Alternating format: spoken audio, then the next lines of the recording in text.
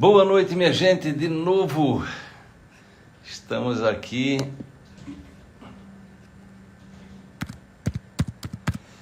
Vamos aguardar aqui o doutor Pedro, que já está chegando aqui. Doutor Pedro Melo. Deixa eu ver aqui como é que eu faço para... Doutor Pedro, você pode me fazer o pedido aí, viu? Você pode me fazer o pedido que eu não estou conseguindo adicionar aqui. Você pode fazer o pedido, né? Você arrasta para... Você deve saber como é, né? Arrasta para a direita e aí tem aí onde fazer o pedido, que eu não estou conseguindo aqui fazer. Então, gente, boa noite. Acabei de terminar uma live falando de foco. Deixa eu ver se o doutor Pedro já fez o pedido aqui. Pedro, você pode fazer o pedido aí, que eu não estou, o meu Instagram não está respondendo. Normalmente eu posso fazer o pedido aqui também, mas não estou conseguindo fazer, né?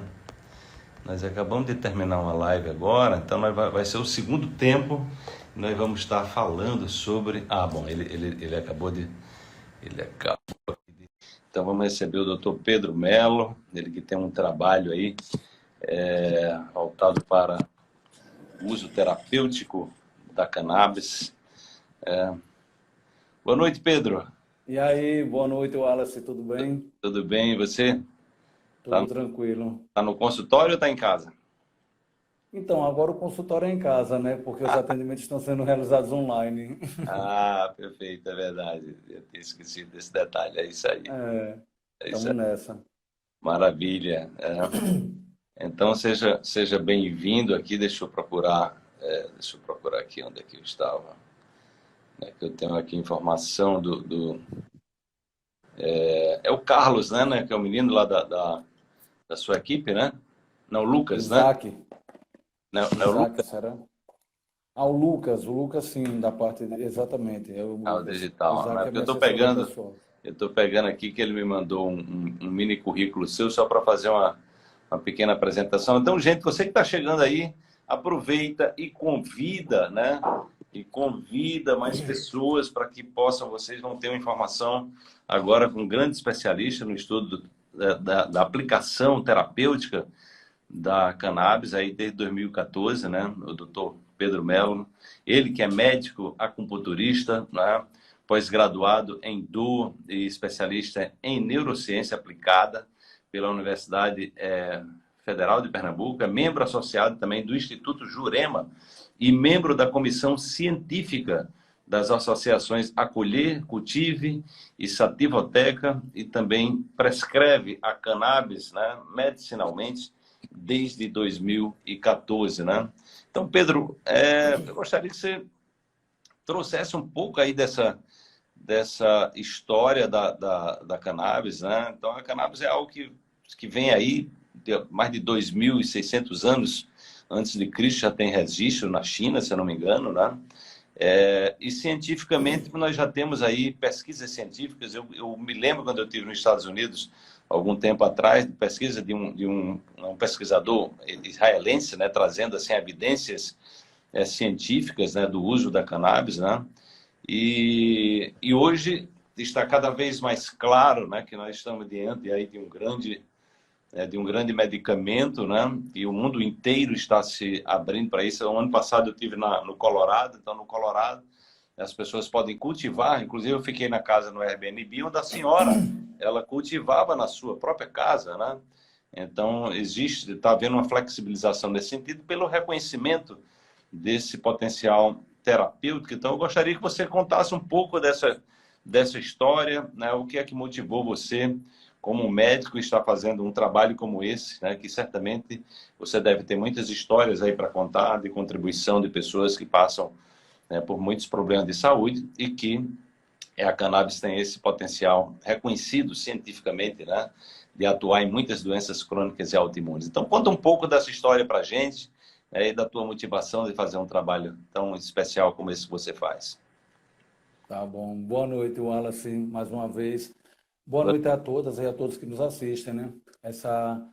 Eu quero agradecer essa oportunidade dessas pessoas que estão agora dedicando essa parte de vida para a gente conversar um pouco sobre o tema. Para mim é muito importante estar falando para as pessoas que estão abertas a ouvir, né? Porque quanto mais pessoas conhecerem sobre o tema, mais fica fácil de a gente implementar, né, a facilidade, né, do acesso ao tratamento para aquelas pessoas que têm indicação de fazer uso da planta, né, na sua modalidade terapêutica. É interessante você falar do histórico, porque quando você fala do histórico, automaticamente já sana uma dúvida que muitas vezes surge, né? De, por exemplo, será que tem segurança de se usar? Né? Muitas vezes citam até o caso da talidomida na década de 60, que depois criou uma formação. E quando você traz que a gente já usa há milhares de anos, isso já traz consigo também, né? As pessoas que ouvem já devem entender que é uma planta exatamente de uso milenar, 2.327 anos antes de Cristo. A primeira farmacopeia descrita na literatura universal, a farmacopeia, como você bem falou, chinesa, do imperador Shenun, né, a farmacopeia Pentsu, ela já trazia a planta como uma opção, né, de tratamento para diversos acometimentos, né, podemos dizer assim. E aí, assim, ao longo da história, é claro que o ser humano ele vem domesticando essa planta, e aí se vem domesticando é porque a gente tem que entender que serve, né? Ninguém guarda o que não presta, né? Então é por conta disso que, à medida que o tempo vai passando, vai se descobrindo sobre as potencialidades, né, da planta como um todo, e chegando ao que a ciência moderna, né? Você trouxe aí um nome de, na verdade, citando possivelmente o professor Rafael Mechoulam, que é um búlgaro que atua na Universidade Hebraica de Jerusalém, um senhor de aproximadamente 90 anos, e que há pelo menos meio século ele vem estudando, né, os canabinoides. Na década de 90, ele decifra, ele e sua equipe, né, o Tcheco, o Lumi também, eles decifram que nós, né, seres vertebrados, temos o chamado sistema endocannabinoide.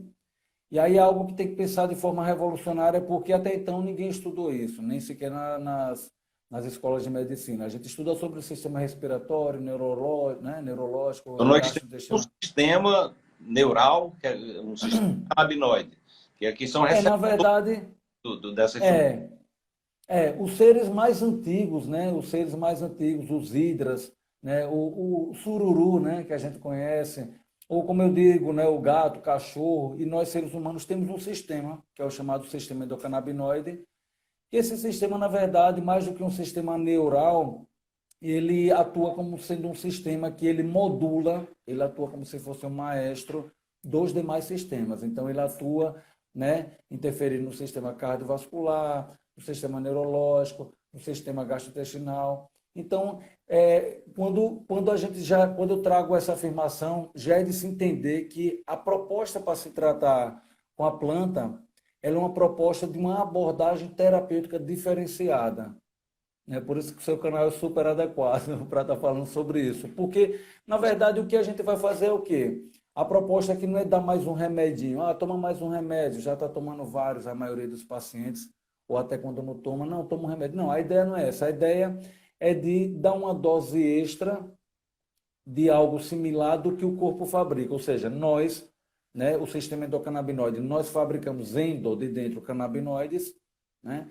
E eles se ligam aos receptores canabinoides, provocando as alterações. E esse sistema endocannabinoide vai modular o sono, o humor, o apetite, o crescimento ósseo, a imunidade. Ou seja, o tratamento ele é um tratamento sistêmico. A planta, entre outras coisas, tem os fitocannabinoides.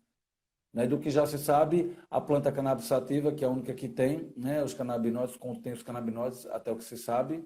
Já houve controvérsia sobre isso, mas até o que se sabe, ela tem 177 tipos de canabinoides e 1.318 outros compostos não canabinoides, como flavonoides, que está na uva, é cardioprotetor, os terpenoides, que dão o cheiro, está na manga, está no limão, e tem propriedade anti-inflamatória analgésica. E tem os fitocannabinoides, que o mais conhecido é o CBD e o THC, né, os mais falados, mais estudados, e que se apresentam em maior proporção nas diferentes cepas de cannabis, mas que existem outros 175 canabinoides. E cada um deles tem funções que já são bem estudadas, que vai para além da minha opinião, isso já está bem elucidado também. que é a função antiespasmódica, a função anticonvulsivante, a função de modular o humor, o sono, tudo aquilo que eu falei, e várias outras funções, né? A função antitumoral, né? Estudos demonstrando a ação tumoricida, matando células tumorais malignas e preservando células sãs, o que é algo diferencial, por exemplo, do tratamento convencional químico e radioterápico, né? Então, são diversos mecanismos de ação, e aí, assim, entender que quando a gente fala da planta tratando vários diagnósticos, não é porque ninguém quer transformar numa panaceia, né? De que quer dizer que trata tudo, uma coisa tratando tudo, e sim porque a planta é uma verdadeira farmácia com essas diversidades de compostos, atuando nesse sistema, modulando diversas funções do corpo. É por isso que vários pacientes se beneficiam do seu uso. Que fantástico, Pedro. Eu fiquei impressionado aí. Eu não sabia que eram tantos componentes, então 170 e tantos canabinoides, mais 1.700 e tantos compostos, até quase 2.000 compostos que você tem aí nessa planta, né?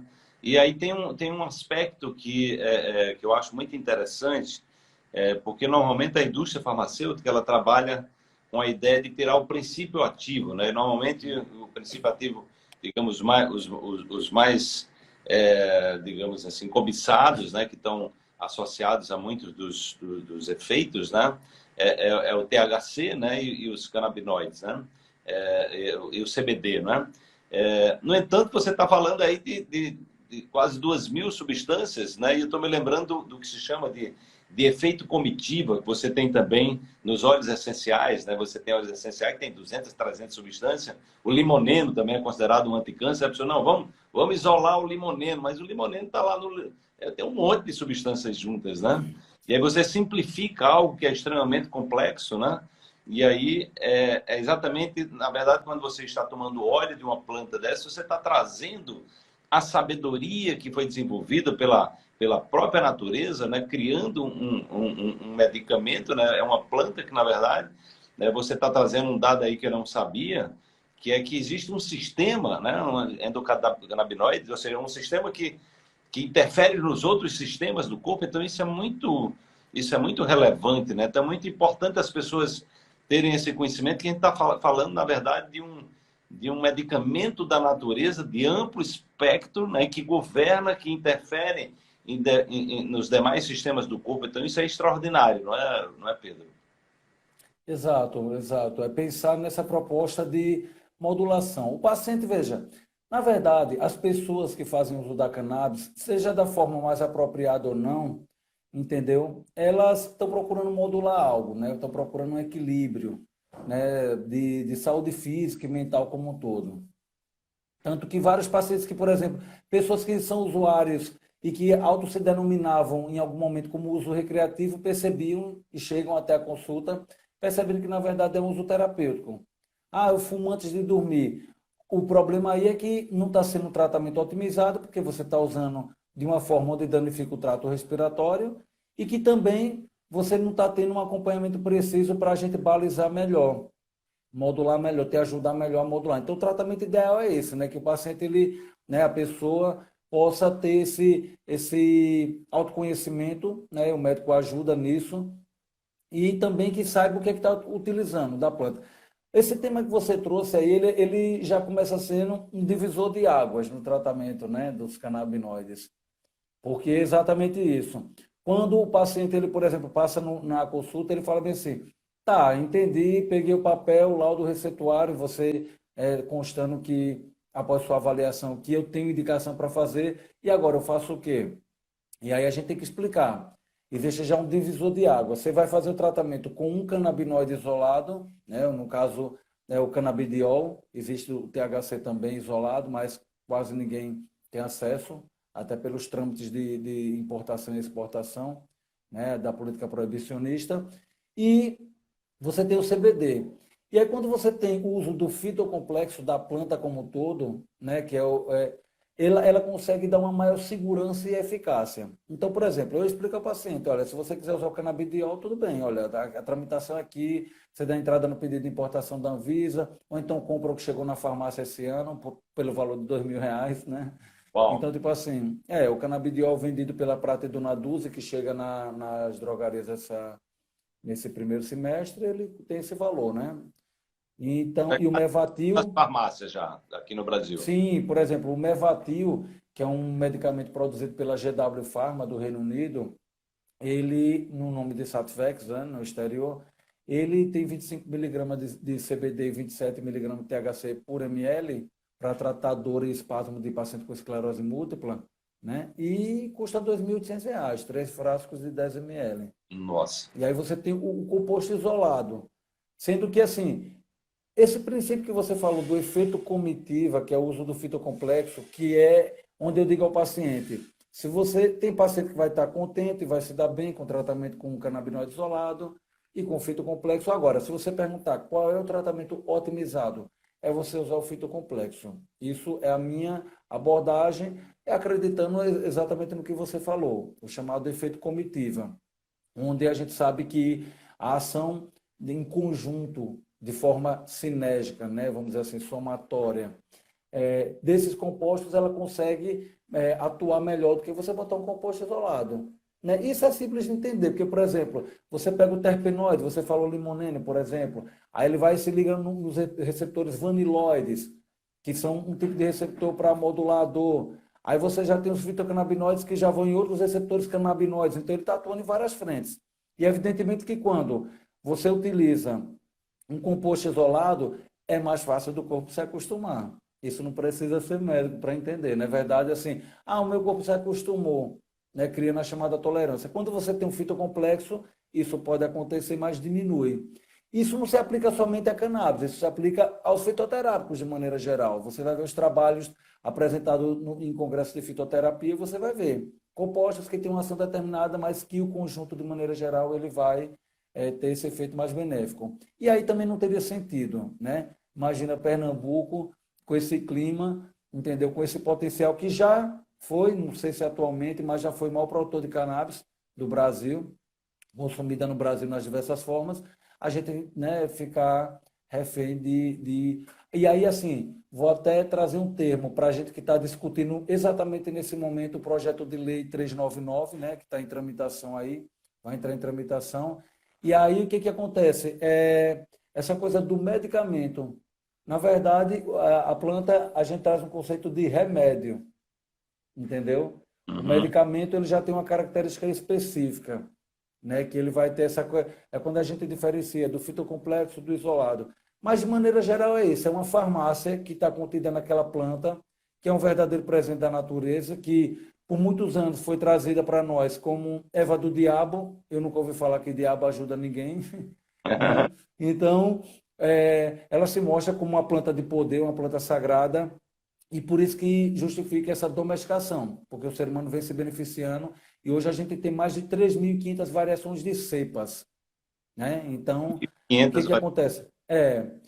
Então, Nossa. veja, a planta ela tem 177 canabinoides, 1.318 não canabinoides, dá um total de 1.495, quase 1.500, Uau. mas não existe um tipo só de cannabis, né? Você tem, por exemplo, cepas conhecidas aqui no Nordeste brasileiro, como a chamada manga rosa, cabeça de negro, rabo de raposa, algumas estrangeiras, né, como o skunk, né, que é bem conhecido, e outras. O que muda uma cepa para outra é justamente a proporção desses compostos. Então, quando a gente atende o paciente, vê qual é a demanda que tem, você vai balizar para saber qual é a cepa mais adequada. E aí você consegue ter um tratamento mais guiado, digamos assim. Não que não dê para tratar uma pessoa que use um óleo que não se saiba a característica dele. Lógico que dá para acompanhar, sim. Uhum. Mas quando você tem esse acompanhamento e sabe o que está produzindo, sendo produzido, você consegue repetir melhor outra produção, caso aquele, vamos chamar de óleo, mas ele tem outras formas de administração, né? Na forma de flor vaporizada, vapor de óleo, na forma de pomada, supositório, endovaginal, para tratar endometriose, né? Endometriose também é. Tem estudos já em andamento, inclusive, porque o sistema reprodutor feminino, né, de fêmea para fêmea, porque as plantas que a gente utiliza para fazer remédio são as fêmeas, né? De fêmea para fêmea, os receptores, a mulher, né, ela tem o sistema reprodutor feminino, é o segundo sítio no corpo onde mais se tem receptores canabinoides, depois do sistema nervoso. é o sistema reprodutor feminino. Então, as mulheres vão sair na frente também, né, com alguns tratamentos específicos. Ô Pedro, eu gostaria que você falasse um pouco aí das associações, né? Tem uma associação muito grande aqui Abrace, na Paraíba, né? Que é exatamente a mãe de uma criança que tinha problemas neurológicos graves, né? É, aqui você também faz parte de uma associação, tem associações pelo Brasil, então tá havendo um movimento nacional nesse sentido, porque, na verdade, isso teve a ver com os benefícios que as pessoas tinham, filhos com problemas, crianças com problemas sérios, né? E aí foi exatamente essa pressão que levou a essa regulamentação, né? Mas eu gostaria de saber, porque quando você está trabalhando com esses medicamentos dentro da indústria farmacêutica, é outro contexto, você está perdendo o potencial da planta, na verdade, né? Como é que você vê hoje no Brasil esse movimento dessas organizações, onde as pessoas estão se organizando, também muitas pessoas que têm problemas de saúde estão conseguindo liminares na justiça para ter a sua planta em casa, não depender mais da indústria farmacêutica, ou seja, poder plantar e colher. Como é que está esse movimento aí? Como é que você que está dentro, né, há muito tempo aí é um expert desse assunto, né, e também uma liderança nessa área. Fala um pouco para a gente desse contexto. Então, Wallace, se a gente for falar da história da cannabis assim mais recente, né, o primeiro mérito ele tem que ser dado ao pessoal que lá atrás organizava a Marcha da Maconha. Né? Você vê, muitos de nós, quando olhávamos aquilo, dizia também já é exagero, né? Entendeu? A banda Planet Hemp e tal, trazendo maconha medicinal e tal, né? Toda aquela mensagem. E aí a gente tem a liberação pelo STF em 2011 para que possa ocorrer a marcha da maconha sem ser criminalizada. E no ano de 2013, o caso da Charlotte Figi, uma garota que infelizmente faleceu do Covid esse ano, ela conseguiu reduzir o número de crises de maneira substancial. O caso ganhou notoriedade na CNN e algumas mães começaram a importar a pasta de CBD, né, do canabidiol isolado, aí passando por todo aquele constrangimento de ser perante a lei uma traficante, né? E aí surge em 2014. 2014 é um ano que é um divisor de águas na história da cannabis no Brasil e principalmente no tocante ao que se diz essa coisa do tratamento específico, né, uso terapêutico. Então, 2014 é um ano onde tem a discussão da SUG 8, sugestão número 8, né, que foi encabeçada pelo André Kipper, que infelizmente faleceu esse ano, e foi levado ao Senado. Na época, o relator era o senador Cristóvão Buarque, para discutir a regulamentação da planta como um todo. Tivemos a produção do filme Ilegal, né, que mostrava esse drama de uma mãe, né, lá de Brasília com sua filha, que estava passando por esse papel de traficante, os pais, né, para importar. E aí, assim, em 2014 começa um movimento de todo mundo que estava inserido. Teve um simpósio, quarto simpósio internacional do uso da cannabis medicinal, organizado pelo CEBRID, Centro Brasileiro de Informação sobre Drogas, e a Unifesp, professor Carline, né, ali liderando. E a partir de 2014 surgem, né, essas pessoas que estão envolvidas nesse tema da cannabis terapêutica, começa a ganhar um avanço, né, um fôlego muito grande. Surgem as associações. A Abraço ela surge no ano seguinte, 2015, e ganha o direito ao cultivo coletivo, né? Já existia o direito ao cultivo individual, né, através dos habeas corpus, salvo-conduto, e a Abraço em 2017, né, há 3 anos, e o mês passado a PEP, no Rio de Janeiro, né, uma associação de epilepsia. E outras associações já foram criadas ao longo desses anos e vêm também trabalhando nessa perspectiva de regulamentar a sua produção, ainda que, independência do que aconteça nesse projeto de lei, isso pode ser que seja contemplado ou não, né, isso ainda está em tramitação, mas existem diversas associações, algumas com as características específicas. A que eu posso falar, que eu participo organicamente, é a Cultive, lá de São Paulo, que o diretor científico é o professor Alisaldo Carline, né, que estuda a planta desde 1964 e mostrou o efeito antiepiléptico do canabidiol em 1980, mostrou isso para o mundo através do ensaio clínico. E também faço parte da Acolher, daqui de Pernambuco, e da Sativoteca, né, lá do Ceará. Então, é o meu papel. As associações, elas surgem, na verdade, justamente por uma necessidade de uma organização civil para cumprir o papel que o Estado não está cumprindo, né? As pessoas precisam de uma autonomia para poder ter o direito de se tratar com a planta. Isso daqui é um direito que está garantido pela Constituição, né? Então, é uma busca por isso de maneira organizada. E aí, como eu disse que o tratamento otimizado, né, já que o objetivo das associações, pelo menos das que eu participo, né, ela deve ser a de facilitar às pessoas que têm indicação do uso terapêutico o seu acesso. Acesso ao acompanhamento, nesse momento necessariamente médico, mas que ele seja mais amplo, interdisciplinar, com farmacêutico, com profissionais da área de saúde como um todo, né? E também que tenha acesso ao produto, né? Sendo produzido seguindo as chamadas boas práticas de produção. Então, por exemplo, eu quando digo que eu participo da comissão de pesquisa e produção, né? Eu estou responsável, junto com um grupo, de fazer o acompanhamento dessas pessoas e também de acompanhar a produção, né, das flores. São as inflorescências que a gente usa para fazer o óleo, para fazer pomada, para fazer... A planta é toda utilizada, mas basicamente as flores onde tem uma concentração de resina, que é onde estão esses 1.495 compostos. Então, as associações, a gente está esperando aí o que vai acontecer com esse projeto de lei, mas o fato é que essas que eu participo, eu posso dizer que a gente já vem se preparando para apresentar, né, justamente aquilo que é necessário. Esse Uma projeto, produção bem... qual é a tese dele do projeto de lei? Ele regulamenta o quê, Pedro, por favor? E uma live só para isso. Então, mas assim, na verdade, é uma regulamentação voltada para o uso terapêutico, O uso né? terapêutico. Para uso terapêutico. E aí, assim, está descartado nesse momento discutir o uso adulto, né?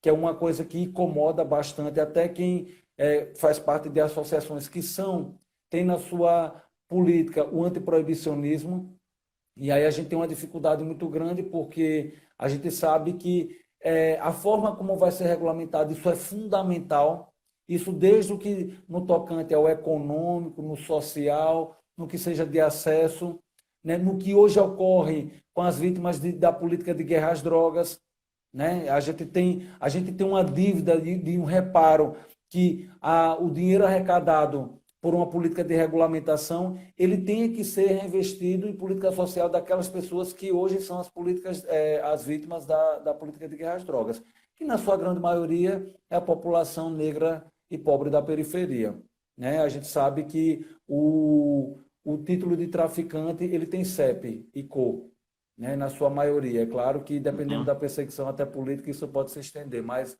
na sua grande maioria é isso. Então, as associações surgem para organizar isso, né, para dizer, olha, nós temos advogados, nós temos pesquisadores, entendeu? E estamos mostrando que com o que a gente está fazendo, os pacientes estão melhorando. Uhum. Né? Então, Uma reflexão que eu gostaria de fazer com você, que é o seguinte: você tem açúcar branco legalizado, sal branco, né? Que a gente sabe que tudo isso é um veneno. Você tem o álcool aí por trás de uma imensidão de crimes, de patologias, de pessoas dependentes químicas, de assassinatos devido a álcool, né? Enfim, né? E você tem uma planta, né? Que tem inúmeros efeitos medicinais, né, comprovados cientificamente, né, e que é proibido. Isso não é uma controvérsia. Isso, às vezes eu fico imaginando que a questão da cannabis ser proibida não é bem pela essa questão dela ter esses efeitos aí alucinógenos, essa coisa toda de expansão da consciência, né? Mas por ela ser um medicamento, não estaria por trás disso aí essa proibição, toda essa guerra da indústria farmacêutica, porque ela é uma farmácia, como você disse, né? E o pessoal quer vender remédio, não quer que as pessoas... Você não pode patentear, né? Você não pode patentear, né, o canabidiol, né? Então, isso não é possível patentear. Então, eu estou trazendo isso aqui porque é a sensação... Se você tem hoje comprovado cientificamente, e há muito tempo isso aí, né, já é essa comprovação, né? Quando eu estive nos Estados Unidos, a quantidade de pessoas, de casos clínicos, de pessoas de doenças graves, inclusive, gostaria depois que você falasse sobre o autismo e outras doenças, né, que têm resultado extraordinário, o Alzheimer, o Parkinson, a epilepsia, a depressão, ansiedade. Então, uma planta que tem um espectro tão grande como esse, como é que isso tá proibido quando você tem aí as pessoas se morrendo, tomando álcool, né, fumando cigarro, né, que provoca câncer, que é altamente destrutivo. E onde é que vem essa lógica da proibição? É uma articulação mesmo das grandes indústrias que não querem que essa planta seja utilizada, né, com esses recursos todos? E eu gostaria depois que você falasse também da questão do uso recreativo, tem algumas pessoas perguntando aqui, né? Ou seja, dos prós e os contras, né? Uhum. Vamos lá, então. É, Existem várias razões, né, pela qual a gente possa entender o motivo da planta da maconha ser criminalizada. Né? A gente tem que lembrar que essa criminalização ela já surge lá atrás, com a guerra do ópio, né? Então, a maconha ela tem várias finalidades, né? O uso religioso, o uso, né, chamado adulto, que, né, popularmente se conhece como recreativo, mas que vem se caindo por terra, né, esse termo, e o uso terapêutico e comercial. Então, antes de mais nada, tem que lembrar que as caravelas eram feitas de fibra de cânhamo, né? Bem mais forte do que algodão e nylon. Então, já existe uma pressão da indústria do algodão e nylon no início do século passado para proibir, né? O cultivo, inclusive, de cânhamo, que nem tem praticamente THC, 0,3% por conceito, né, para ser cânhamo, e proibido também, né? Você vê como existem interesses comerciais, biocombustíveis, ou seja, são diversas o que a gente poderia falar aqui. E aí entra na parte terapêutica especificamente, aí vem a Big Pharma, que é isso que você falou, a Big Pharma, né? A gente acompanha, né, o fracasso não só das drogas utilizadas pela psiquiatria, como pelo próprio modelo de tratamento da escola de psiquiatria como um todo. Sim, E sim. aí, assim, isso ultrapassa também a questão de opinião e de polêmica. Basta ver como o mundo está doente. Claro, Entendeu? Então, claro. tipo assim, da falha terapêutica desses medicamentos. Inclusive, tem estudos, né, de 2017 mostrando isso, de 21 antidepressivos, né, como falha terapêutica passada alguns meses. Mas aí você tem que também alguns mexicanos, na época, migravam para os Estados Unidos e faziam uso da maconha, então, para criminalizar, né? A questão dos negros aqui, na década de 30, a delegacia que prendia os usuários de maconha era a mesma que prendia os praticantes de religião africana e da capoeira. Então, tem algo bem direcionado. As propagandas de cigarro na década de 50 eram entusiasmando, e a de maconha era dizendo que causava psicose e que a mulher ia tomar uma conduta assim, assado. Ou seja, fake news não é uma coisa moderna, né? Já é antiga. Sim. Então, a gente entende a razão para isso, basta você pegar e conversar com alguém que toma remédio para se tratar. Eu, outro dia, fui fazer uma lista de alguns medicamentos que tinham me pedido para levar para uma trilha para dor. Quando eu fui falar, eu digo, rapaz, o cara que vive se tratando com dor, com esses remédios aqui, né? Então, imagina, criança que toma 5 anticonvulsivantes. A quem interessa? O CBD ele só pode ser patenteado se ele fizer como, nesse caso, da Prata e Dona Dulce, né, no acordo lá com a USP, que foi juntar um flúor, sei lá, que bota uma coisa lá e, né, diz que é exclusivo. Né? Mas a planta não pode ser patenteada, exatamente. Então, a quem interessa isso? Né? Quem quer realmente resolver o problema? Outra coisa, tem que lembrar também da escola médica, né? Como, né, houve a Fundação Rockefeller, né? Também no século passado, né? Sim. Essa influência de acabar com os fitoterápicos e trazer essa coisa da Big Pharma. Então, eu costumo dizer que é difícil, né, a gente falar de uma política antiproibicionista, a política de uma regulamentação, se eu, particularmente, não colocar em xeque a política do sistema. Né? Esse sistema é um sistema capitalista, independente de posicionamento político ou não, mas o que a gente vive é isso. E é o que está representado nesse tema também. Né, que é a Big Pharma, os interesses. A Ambev, o dono da Ambev é o cara mais rico do Brasil. Por que é que o álcool. Na verdade, não é nem para ser proibido, porque quando foi proibido no início do século passado, na chamada Lei Seca nos Estados Unidos, deu errado.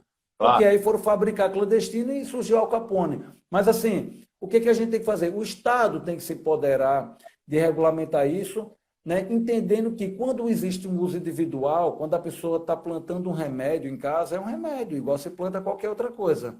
Até porque bem menos nocivo do que várias coisas que a gente pode plantar. Planta comigo ninguém pode. Né? Então, assim, não existe dose letal, da planta da cannabis, até o que se conhece até o momento, com tantos milhares de anos de uso, né? E também os efeitos colaterais são brandos e também reversíveis. A gente consegue tatear isso quando vai fazendo de uma forma adequada. Então, por que não ter como uma planta? Se você quer criar um controle de qualidade para quem vai produzir para um coletivo, aí dentro de um parâmetro como farmácia viva, entendeu? E dando as condições para que a pessoa possa plantar, parcerias, universidades, mas sem respeitando essa autonomia, o pequeno produtor, né, a boa prática de produção, isso a gente sabe como fazer. A gente sabe como fazer. Agora, os interesses, o que estão negociando lá agora? É isso que vai vir no projeto de lei, é isso que a gente vai ter que estar atento e a população tem que estar acompanhando. Porque senão a gente vai estar perdendo a oportunidade de ter autonomia para um tratamento que simboliza exatamente isso, uma nova abordagem terapêutica. E também perdendo a oportunidade de debater algo que não é menos importante. As mortes que existem por conta das guerras às drogas, elas não podem ser negligenciadas e colocadas num patamar inferior das pessoas que sofrem de alguma patologia. Né? E aí você, falando sobre essa questão do uso recreativo, né? O uso, na verdade, assim, se a gente colocar ela numa perspectiva de droga recreativa, ainda assim ela é uma droga muito menos nociva. Né? Tem um estudo do David Nutt, né, lá do Reino Unido, né, mostrando, acho que em 2010, entendeu? Mostrando, né, o perigo de cada droga e o álcool e a heroína está lá na frente. Aham. Né? Danos aos outros é a si próprio. Então, Sim. o motivo não é pelo E perigo. você pode fazer propaganda todo dia, toda hora, né? Pois é, incentivando, que é Os outra coisa que jovens a gente fala, cada vez né? mais cedo estão. Associando, né, bota mulheres, né, sinal de ostentação, né, aquele desejo de consumo vinculado ao álcool, sucesso, né, lembra quando ainda tinha do tabagismo, né, que era o cara do Marlboro e tal. Então, são coisas que está bem claro para a gente, os interesses, de por que está sendo dessa forma. Né? O que a gente precisa é lutar e estar atento para dizer assim, olha, se eu quiser plantar, eu vou plantar em casa. Se eu vou usar eu próprio, se você chama de uso recreativo, como queira chamar, eu digo que essa pessoa tem uso de maneira inadequada, que é o uso que eu digo, olha, se for balizar o tratamento, você tem um acompanhamento, melhora, né, o seu uso. Mas se não, cada um tem autonomia sobre si próprio, né? E aí tem aquela pessoa que precisa, como um remédio de uso contínuo mesmo, e não pode ter esse direito vetado, né? Porque é um direito pétreo, é um direito da Constituição. Então, a luta é nesse sentido, ela deve ser nesse sentido. Toda vez que o paciente ele não tiver como foco, qualquer instituição, qualquer organização, onde o paciente ele não está no foco, né? A associação que tem esse caráter social, sem fins lucrativos, aí tem que ser colocado em xeque. Né? Porque, na verdade, é isso, é garantir, facilitar esse acesso. Né? A gente sabe, a indústria já chegou, né? Vai acontecer de girar muito dinheiro, né? Muita receita, pensar no que vai ser feito com isso, como eu falei, no investimento social, e a gente estando atento a cada passo, né? Para a gente não ficar também, depois de tanta luta, ficar refém da grande indústria também canábica, que é big, né? Porque aí daqui a pouco é isso também, né? Se ficar uma coisa que fique validado só para quem tem milhões para investimento, como acontece hoje na Califórnia, não nos interessa. Uhum. Com certeza, Pedro, né? Você falou que o uso recreativo não é o nome adequado, está havendo uma mudança nisso aí. Uma pessoa falou também sobre isso, você poderia comentar o quê? Por que não é adequado falar uso recreativo? Na verdade, porque assim, primeiro porque o que a gente percebe, e eu vejo isso na prática clínica, né, aquele que chega como usuário, dito recreativo, quando você senta para fazer a avaliação, né, porque eu para prescrever, evidentemente que eu avalio, né, para saber qual é a conduta de prescrever ou indicar qualquer outro tratamento. Mas, por exemplo, essa pessoa que é usuária, ela chega na consulta e quando você vai fazer na anamnese, faz toda a avaliação, você entende o porquê que ela usa. Ela Uhum. não usa à toa recreativo. O cara, meu vizinho fuma para dormir, cadê o recreio? Uhum. Né? E aí outra coisa também, por exemplo, mesmo aquela pessoa que você pode conceber que a gente diga, não, saiu para se divertir, em vez de tomar álcool, que acontece muito, né? As pessoas que fazem uso por longa data terminam diminuindo o consumo de álcool e de outras drogas, já tem estudo E eu, comprovando o porquê de... eu estava vendo, né? Eu estava lendo uma matéria sobre isso, que ela é utilizado para diminuir vícios. Eu achei interessante. Sim. Então Exato. tem esse caminho também. Então, na verdade, ela não é viciante e é utilizada, inclusive, para diminuir, para ajudar as pessoas que têm vícios. Na verdade, assim, como eu falei, essa questão por exemplo, ainda falando sobre essa coisa do uso recreativo, o Uhum. conceito de saúde pela OMS é a presença do bem-estar, né? Físico, mental, não é a ausência de doença. Então, por exemplo, até aquela pessoa que usa para o seu bem-estar, eu uso para relaxar à noite. É só você fazer uso da maneira adequada. E aí, assim, pode causar dependência? Uma pergunta que pode, 9%. Mas geralmente são aquelas pessoas que têm uma tendência a um abuso, que não está fazendo esse tratamento de maneira adequada, né? Mas sim, vários estudos vêm mostrando que a planta da maconha, na verdade, ela vem a ser uma porta de saída, né, de outras drogas. Assim como os psicodélicos também são promissores nesse sentido, a Normalmente a maconha cultura também. diz o contrário, né? O que diz, não, a maconha é uma porta de entrada, né? Então, na verdade, na prática é o contrário, é uma porta de saída. Ela ajuda você a diminuir o consumo de Sim, outras drogas porque, mais nocivas. É sim, isso? porque na verdade a porta de entrada é o próprio proibicionismo. Porque o que, que acontece no mercado paralelo? Né? A pessoa que vai comprar a droga, o que está ofertando a droga, ele fala: se você comprar maconha, tem que levar o crack. Aí você vai denunciar para quem? Para o PROCON, que é venda casada, né? Ou que não estava com controle de qualidade, que sua Ou a maconha veio cocaína, com o esterco de comprar, vaca. comprar cocaína.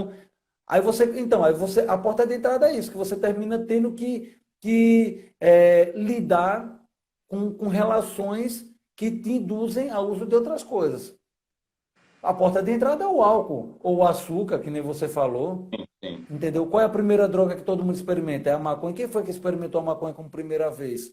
Se a gente tem o incentivo do uso do álcool dentro de casa, desde novo, Aham, sem dúvida. né, na sociedade. Então, ela é a porta de saída porque já mostra, né, esse efeito, né, estudos demonstrando, inclusive brasileiros, né, demonstrando esse efeito. E a gente vê isso na prática clínica também, pessoas que trazem, né, esses relatos de caso, né, que dão um estudo tipo relato de caso. Na verdade, uma coisa que a gente tem que entender é isso. Algumas pessoas falam de estudos. Por exemplo, o sistema endocannabinoide ele foi descoberto agora, na década de 90, Ah, na década né? de 90, é? Na década de 90, o sistema, né? Porque Ah, primeiro estudaram, entenderam, isolaram os fitocannabinoides, né? CBD em 1940, THC em 64, né? E aí agora depois foram os endocannabinoides, o sistema endocannabinoide na década de 90, e mais recentemente agora é que eles estão na coisa do canabinoide sintético, que é aquela coisa de fazer várias, né, isolar o canabinoide e tal, e ver algo mais específico, né? Tratamento de câncer, tipo de neoplasia específica com canabinoide específico, né? Vendo, né, várias correlações nesse sentido. Mas o fato é que esse tratamento, né, ele é um tratamento que ele já vem se mostrando, né, já promissor nesse sentido, né, de ser de ter essa possibilidade de você alcançar vários efeitos, né? Então, né, agora o que as pessoas vão ter que fazer é buscar mesmo essas organizações para que seja avaliada, né, entender se tem indicação ou não para se fazer a terapia. uhum. Ó, gente, Pedro, me lembra aí o teu Instagram mesmo, para a gente colocar aqui. É Pedro. Melo. As Eu pessoas. acho que Ah, está não, com esse aqui é o Dr. teu Pedro telefone, Melo. é? O pessoal está colocando o seu telefone. Porque tem gente perguntando aí o teu contato, e aí você Quando você pode. entra no Instagram, lá tem o bio, né? Que você tem um link e ao clicar o link, ele já abre um canal de diálogo direto com o WhatsApp. WhatsApp, né? Ok, mas é Pedro Porque Melo. aí Como é teu Instagram mesmo? É Pedro Melo Oficial, é? é, Dr. Pedro Melo, Doutor, DR, né? doutor Melo. Então, doutor Pedro Melo com dois L's, né? Isso. Doutor Pedro Melo. É, o- Doutor. É Pedro da Costa Melo, é? Pedro da Costa Melo, É outro não, Instagram, isso aí? esse daí era um que eu acho que era para ser criado e não Então sei o que é que deu. doutor Pedro Melo, gente. Isso. Doutor Pedro Melo. Então entra lá e entre em contato. Pedro, Pedro da gostaria Costa que você Melo. falasse, então. Pedro da Costa Melo, né? É, Ah, é, é Pedro da Costa Melo, acabo de ser informado aqui. Me hã? desculpe. Pedro da É Costa Melo, porque. né? Isso, Ah, o isso. Instagram é esse. É Então é porque eu estou Pedro da lidando com Costa essas Melo. coisas agora. Pedro da Costa Melo com dois L, gente. É esse o Instagram dele. Passa lá e manda um direct para ele, né? Quem quiser fazer com. Isso. Pedro é aqui de Recife, né? Eu sou natural de Aracaju, vim para Recife em 2014. Estou Ah, muito em você é casa natural de aqui. Aracaju? Ah, que Sou legal. natural de Aracaju. Muito bom. Então fala aí da ação de algumas doenças específicas, na Covid, por exemplo. Eu vi que alguns médicos, inclusive, estavam usando para se proteger, fortalecer o sistema imune. Eu vi algo sobre isso. Né? O autismo. Hoje um amigo meu entrou em contato comigo, falando de um amigo que está com uma filha com autismo. Eu disse, olha, vai lá ver o doutor Pedro, que ele deve falar sobre isso. Né? Alzheimer, enfim, essas doenças que são tão comuns, que a própria epilepsia, né? Enfim, doenças neurológicas, a gente sabe que tem resultados incríveis a cannabis. Você poderia fazer um apanhado um pouco dos resultados, Pedro? Se quiser, Beleza, pode começar então. com o autismo. Vá.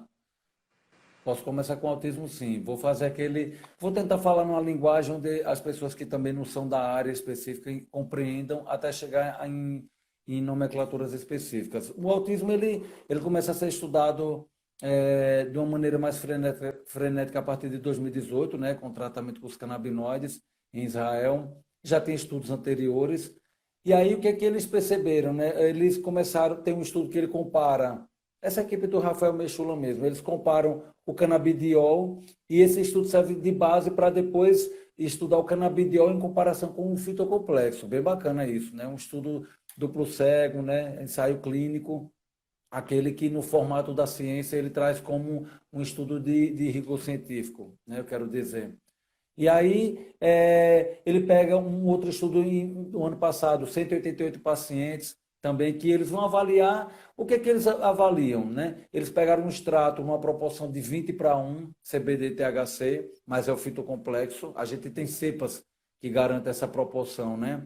Cepas como Charlotte Web, Hallet Sul, né? Que tem essa proporção, e Cândida. E aí eles estudaram e viram o quê? Uma melhora, e aí já falando também do que eu observo na prática clínica, porque o autismo ele está entre os 10 diagnósticos que mais hoje chegam ao consultório. Ansiedade e depressão, autismo, epilepsia, dor de maneira geral, Alzheimer, Parkinson, doença autoimune, insônia e pacientes oncológicos, né? Esses são os 10. Agora sim, chegam pacientes até que não têm diagnósticos, que a gente consegue entendendo na avaliação qual a necessidade e qual o desequilíbrio, é o que é o sono, é o transtorno de humor. Por isso que o interrogatório, a consulta é, né, demorada nesse sentido, porque requer uma série de apanhados informativos, né? Então, no autismo, a gente tem a síndrome X frágil, né, que se percebe, né, que cursa, né, pacientes que têm esse diagnóstico cursam com comportamento do espectro autista, né, porque o espectro autista ele pode ter várias formas de ser associado ou não, com epilepsia ou não, associado a uma doença genética ou não, mas que nesse caso específico percebe-se um problema no sistema endocannabinoide. Então, imagine, o Parkinson mesmo, que a gente sabe que o problema é no sistema dopaminérgico, né? Por isso que os pacientes tomam dopamina sintética, né? O Prolopa, ou outras drogas similares, né? Carbidopa. Eles, na verdade, têm também um problema, uma desregulação nesse sistema endocannabinoide. Então, o que se está percebendo é que cada vez mais esses são encontros de relação de defeitos, digamos assim, no sistema, no funcionamento do sistema endocannabinoide, que desencadeiam vários diagnósticos. Então, o autismo, assim, existem alguns estudos que estão avançando. A gente teve um estudo aqui no Brasil também, né, com 18 pacientes, e sempre o que se avalia, Pedro, você quando vai tratar, o que, que você pretende com o tratamento do paciente autista? Na verdade, assim, do paciente autista somente não, né? Os pacientes, de uma maneira geral, que eu, como um profissional que sou buscado para oferecer meu conhecimento em prol da ajuda, né, para melhorar aquela pessoa que me procura. Então, o que que eu vou oferecer? Eu vou dizer, olha, o que eu acho que você tem que utilizar é isso ou aquilo outro. Na prática clínica, a gente percebe que aqueles sintomas do espectro autista, por exemplo, para além da tríade, que é sociabilidade, linguagem e comportamento, né? Alguns autores falam de comportamento e sociabilidade junto, ele tem um espectro, né? Aquela coisa dos sintomas dos movimentos estereotipados, restritos repetitivos, né? Na linguagem a colalia, a irritabilidade, baixo limiar, a frustração, né? Pode apresentar isso, que cursa com irritabilidade, chegando à agressividade. E são esses sintomas que a gente vai avaliar, ansiedade, hiperatividade. E, de maneira geral, os pacientes eles conseguem ter uma melhora. Os números que se apontam, por exemplo, nesse estudo de Israel, ele bota lá 47% dos pacientes melhoraram da ansiedade, 60 e poucos por cento do quadro de comportamento. Então, é um número muito significativo. O mesmo ocorre quando a gente vai avaliar também no tratamento de outras doenças. Você vê o Alzheimer mesmo. Tem gente até que fala assim, ei, vocês se passaram já. Porque eu sei que quem usa maconha fica com problema na memória e você vai dar para o paciente de Alzheimer que tem problema na memória. Tem gente que pergunta, fica curioso mesmo. E aí você tem que explicar, não, o mecanismo de ação ele é diferente. Né? Um estudo na Austrália ele mostrou, por exemplo, como o THC, que às vezes é o canabinoide, né, que é colocado como vilão porque dá esse efeito dissociativo, podendo ser alucinógeno, mas, entendeu, reversível, né? Ele tem um papel fundamental no tratamento do autismo, do Alzheimer, né? Do autismo também, né? Do autismo ele já se mostrou, mas do Alzheimer, por exemplo, né? Que é justamente no papel de remover, né? A placa amiloide. O grande vilão do Alzheimer é a formação na superfície do córtex, da corteza cerebral, das chamadas placas amiloides, né? As proteínas tóxicas, claro. Né? Beta-amiloide deposita.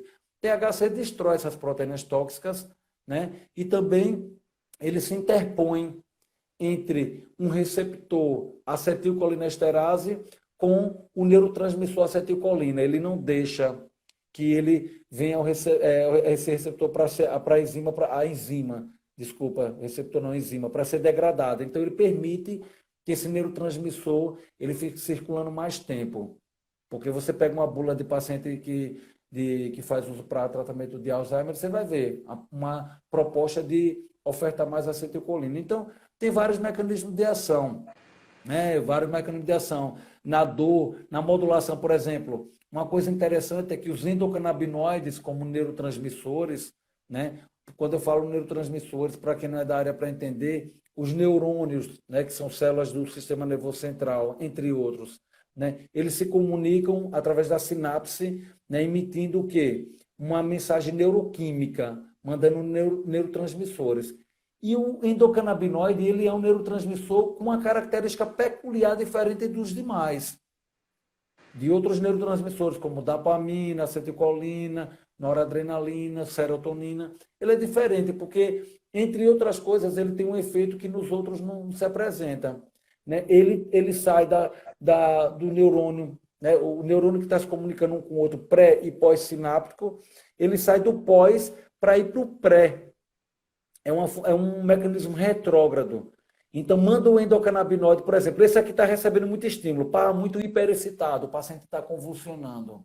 Mecanismo de ação, por exemplo, do efeito antiepilético, entre outros. Você falou para fazer um apanhado. Claro, faz um né? tubo aí. Então, um dos mecanismos de ação desse efeito anticonvulsivante, ou modulador da dor, por exemplo, ou da hiperatividade, por exemplo, é que existe uma hiperexcitabilidade ali, né? Claro. E aí, esse que está recebendo a excitação manda um endocannabinoide que gruda no receptor daquele neurônio e quando ele provoca essas transformações dentro desse neurônio, ele vai dizer assim, para de liberar muito neurotransmissor excitatório. E aí isso na prática clínica vai refletir em quê? Se for uma criança que convulsiona, uma diminuição no número de crises convulsivas. Se for uma dor, uma diminuição na percepção da dor. Né? Porque né, a dor ela tem. Aí a dor é outro mundo, né? Porque a dor tem as etapas da transmissão da dor. Que os canabinoides ele interferem desde a etapa da transdução, né? Você tem ali a transdução quando você tem o estímulo e aí tem transformações, né? Sopa inflamatória. Aí tem a da transmissão, a da modulação e a da percepção. E os canabinoides, por exemplo, modulam a dor. Em 2017, devido à regulamentação em alguns estados dos Estados Unidos, 50 mil pessoas deixaram de morrer por overdose de opioides, por conta dos canabinoides. Entendeu? Que eles têm uma ação cinética e eles conseguem... 50 mil pessoas deixaram de morrer? Que maravilha. É a estimativa que se faz. E é verdade que os médicos também que estavam no campo de batalha para a Covid, alguns médicos utilizaram como para fortalecer o seu sistema imune? Eu fiz uma apresentação dessa já tem um tempo, eu acho um mês e meio, sobre cannabis e Covid, e aí eu tratava especificamente sobre efeitos mesmo, diretamente no corpo, e o que é que se tinha de estudo em andamento, né, até aquele momento. E aí, assim, a gente está vendo, né, que a Covid ela se manifesta como algo muito peculiar, né? Já deu para perceber que não é uma gripezinha há muito tempo, né? Claro. Para a pessoa com mínimo de senso. E aí, o que que acontece? Existe uma tempestade de citocina. Quando vem o contato do vírus naquele receptor, né, que o pulmão é um local onde existe uma presença desse receptor muito numerosa, também no intestino, por isso que dá reações às vezes gastrointestinais. Mas assim, esse receptor, né, do ECA, da enzima conversora de angiotensina, ele recebe e aí começam as alterações que vai provocar o que se chama de tempestade de citocina. Então, antes de mais nada, pensar a Covid como uma doença imune mesmo, um componente imune muito presente, ainda que não esteja classificado dentro da classificação de doenças autoimunes, né, como lúpus, esclerodermia, artrite reumatoide, entre outras, mas tem um componente imune forte. E o que que acontece? Eu disse que a gente, no sistema endocannabinoide, produz endocannabinoide e temos receptores canabinoides. Receptores, os endocannabinoides que a gente fabrica, eles se ligam a receptores canabinoides CB1, canabinoides que estão mais presentes no sistema nervoso central, mas também em várias partes do corpo, né, intestino, coração. CB2, que eles estão muito presentes nas células imunes. Então, aí é que está. Né? A planta ela tem uma propriedade imunomoduladora e é por isso que pacientes com doença autoimune se beneficiam muito, porque em vez de tomar um imunossupressor para diminuir a imunidade, ela toma um imunomodulador.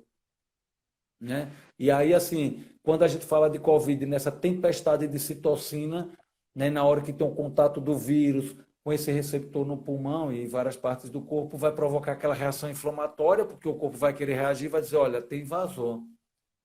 E aí ele vai penetrando, né? Aí tem a forma do vírus, né? Que ele, né, penetra facilmente. Aí tem os mecanismos, né, internos, que eu não vou entrar em detalhe agora para não prolongar, mas o fato é que essa tempestade de citocina, esse componente inflamatório, ele é modulado. A planta ela tem essa propriedade imunomoduladora que se liga nesses receptores CB2, que são os mais presentes no sistema periférico mesmo, né? Principalmente nas Seja, células imunes. o óleo é uma ótima alternativa, então, para fortalecer a imunidade nesses períodos de Covid, não é, Pedro?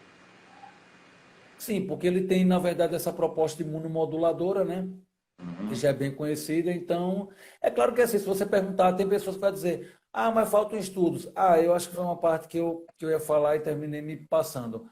Veja, o que a gente percebe é que os estudos, ainda que eles estejam avançando, e cada vez mais isso vai, né, explodir, ainda bem que pelo menos nesse sentido a cannabis, ela... Pedro, deixa eu te falar uma coisa aqui. A gente está encerrando. Você tem tempo para a gente continuar e você explicar essas coisas aí, porque o Uhum. Instagram sabe que ele corta, né? Dá para a gente. Tudo bem, Então, eu vou fazer o tudo seguinte: bem. vou fechar aqui, porque já falta pouco mais de um minuto, gente. Lembrar para vocês também que nós estamos, você que está chegando aqui no meu perfil agora, você pode dar uma passada lá no meu perfil. Nós estamos lançando, né, um curso online gratuito de 14 a 17 de setembro, que é o novo salto quântico, despertar de uma nova realidade, dentro dessa perspectiva de uma nova consciência, trazendo conhecimento da física quântica, da neurociência, da epigenética, curas naturais, fitoterapia, né, os óleos essenciais, enfim, autoconhecimento e transformação. Dá uma passada lá, se inscreve, que você vai ter, né, vão ser 4 dias intensos para quem está buscando esse caminho de transformação e de autocura voltado para as medicinas naturais. Eu vou cair aqui e volto já. Aguarde só um pouquinho aí, daqui a pouco vocês entram e o Pedro entra daqui a pouco também. Vou só publicar a live e a gente está voltando já já, tá? Abraço, valeu, até mais. Estamos aqui entrando para a segunda etapa da live com o Dr. Pedro. com o doutor Pedro Melo, trazendo aqui informações de altíssima qualidade, muito esclarecedora essa live para todas as pessoas que estão participando, né? Pedro, assim que você entrar, você me faz o pedido, acho que ele já acabou de fazer aqui, então vamos chamar o Pedro. Então, uma live extremamente educativa e esclarecedora, que é a proposta do nosso trabalho, trazer informação, esclarecer, né? Estamos aguardando aí o Pedro. Acho que a imagem está embaçada aí, Pedro. Não sei se é Agora. agora. Estava ao contrário. Pedro, eu não falei para você, mas o primeiro contato que eu tive com óleo de cannabis, né, foi nos Estados Unidos, acho que uns 5 anos atrás, mais ou menos, lá. Minha sobrinha mora na Califórnia, né? E lá você encontra nos supermercados, né, o hemp oil, né? Que eu acredito que deve ser aquele óleo, talvez seja feito da semente, eu não me lembro muito bem. Eu sei que era esse que eu tomo já há algum tempo, ele vem lá do Canadá, né? Depois, nas minhas viagens também, nas minhas andanças pela Europa, você encontra em tudo que é supermercado na Europa, nos Estados Unidos, você encontra facilmente. Depois, no ano passado, eu participei do Congresso Internacional da Felicidade, lá em Lisboa, e aí já tinha uma empresa, eu acho que era uma empresa norte-americana, já trazendo o óleo mais concentrado, porque esse que eu consumo já há uns 5 anos, né? Inclusive meu estoque está acabando com essa pandemia. Eu ia para os Estados Unidos esse ano, terminei para a Europa, terminei não podendo ir com essa pandemia, né? Então meu estoque, eu estou aqui economizando, né? Eu normalmente tomo uma colher de sopa ou 2 colheres de sopa por dia. Então isso eu coloquei na minha dieta, né? De autocuidado. Eu não tomo remédio há mais de 30 anos, remédios químicos, né? Então eu tomo suco verde todo dia. Todo o meu estilo de vida é voltado para as práticas naturais de saúde, né? E quando eu comecei a ver vídeos lá nos Estados Unidos, os resultados clínicos que tinha com óleo de cannabis, enfim. Então eu fiquei muito impressionado com aquilo, né? E aí fui ver toda vi que é um superalimento, na verdade, né? Eu não sabia dessa questão que é um sistema endocannabinoide, fiquei muito impressionado com isso aí, né? E aí eu coloquei na minha pauta diária, né? Como eu trabalho exatamente buscando alguns outros superalimentos que eu uso no dia a dia, né? A geleia real, por exemplo, pólen, enfim.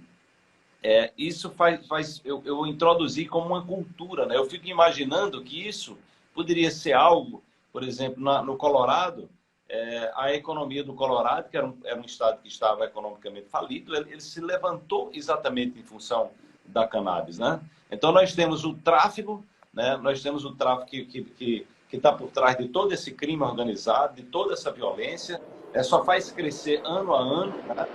Então, eu imagino que hoje também não é interessante até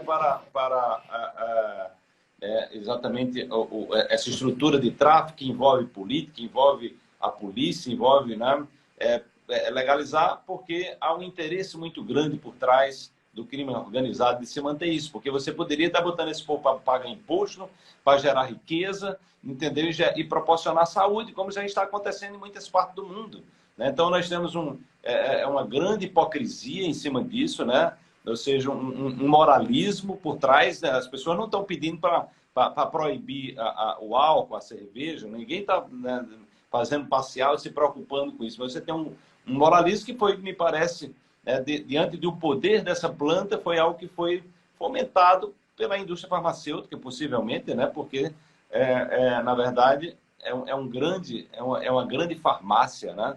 É uma grande farmácia. Então, eu gostaria que você falasse um pouco sobre isso aí, porque eu venho usando, né, o óleo de cannabis já há um pouco mais de 5 anos que eu utilizo quase que diariamente, né? E é algo que tem me feito muito bem também, entre outras coisas que eu tenho na minha prática de vida, e um estilo de vida saudável, né? Ah, pois então, a gente tem que ver que houve a gente estava falando da política proibicionista, né, que começou ali na década de 30, a Convenção de Entorpecente da ONU, né, em 61, a de drogas, né, de 71, que na época o governo norte-americano do Richard Nixon, né, um dos mais corruptos, que liderava e colocava a pauta para andar, foi quem deu o tom desse proibicionismo, que, entre outras coisas, é isso que você falou, né? Cada vez mais o que a gente vai descobrir quem eram, né, os cartéis que naquela determinada época no Brasil estava comandando e aliado ao Estado para desenvolver diversas políticas que em nada favorecem a população, né? Que é, por exemplo, a manutenção da política de guerra às drogas, que é exatamente isso, né? Eu também trabalhei em serviço de urgência no SAMU e eu tive a infeliz oportunidade de atender criança vítima da chamada bala perdida, né? Isso trabalhando aqui, né, no Cabo de Santo Agostinho. Então, isso por conta, né, de uma política mesmo que envolve poder, né, o poder, inclusive, institucionalizado, isso é muito grave. E aí, em contrapartida, o que a gente tem são as pessoas, como eu falei, que a ciência ela não acompanha, os estudos não vão acompanhar a demanda, né, do que as pessoas trazem como necessidade. Então, não esperem que hajam os estudos científicos suficientes para poder fazer uso, né, de uma maneira adequada, passando por essa avaliação, porque, na verdade, é isso que eu falo, o que a gente percebe é que a população é que vai ensinar a academia. A academia já está atrasada.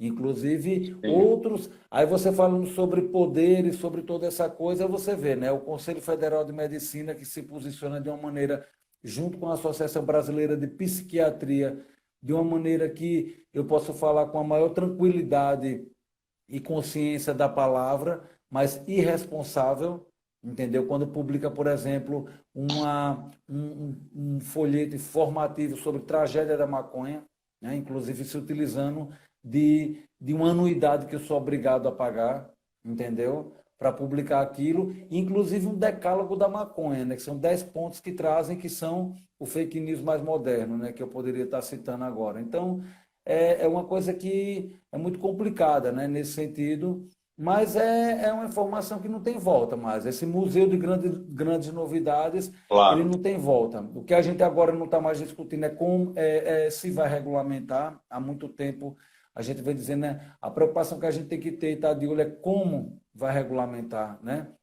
É isso que a gente tem que estar de olho, Claro. porque não tem sentido, né? A planta ela pode ser usada em nosso benefício, entendeu? Se regulamentada, é como você falou, você sangra o poder monetário. Ninguém está falando que vai acabar com o tráfico, existem várias coisas envolvidas nisso, mas você sangra, né, o poderio. Então, o proibicionismo ele só interessa ao tráfico mesmo e a todos aqueles que estão envolvidos com, né, com esses benefícios em torno dessa prática. Mas, assim, caso contrário, não.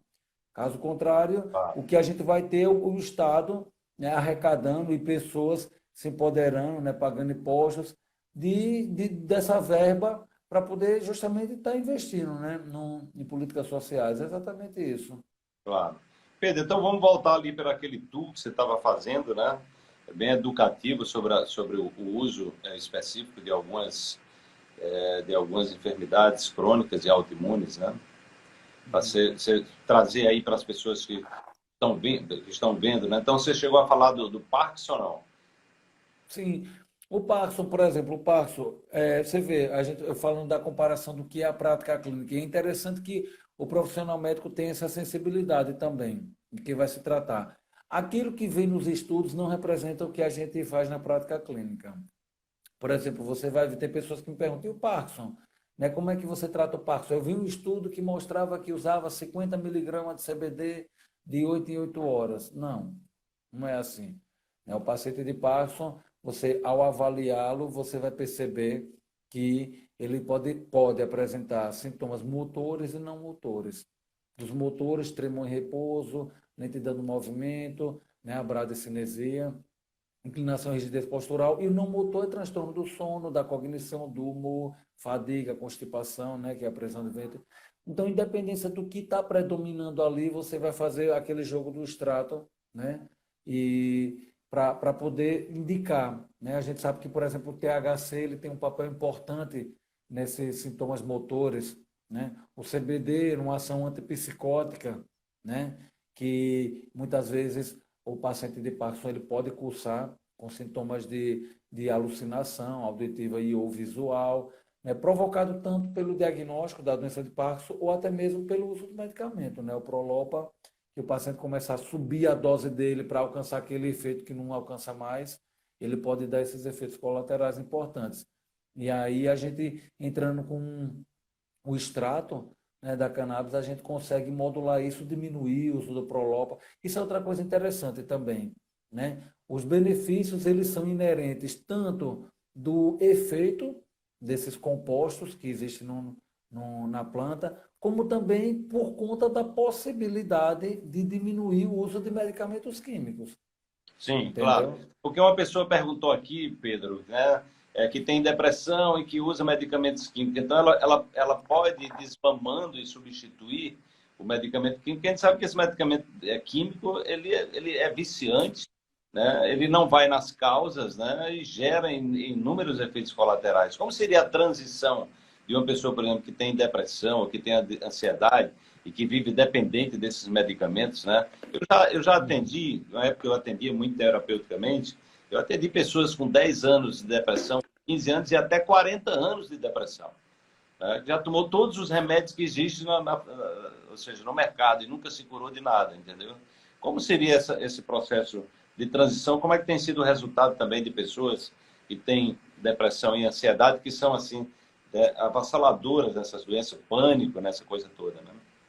Então, assim, a resposta mesmo principal do desmame, eu não vou conseguir lhe dar porque ela é muito genérica, né? Assim, existe Pessoal, né? desmame, Cada pessoa, né? Existe o desmame do antidepressivo, de ansiolítico, de antipsicótico, de claro. anticonvulsivante, né?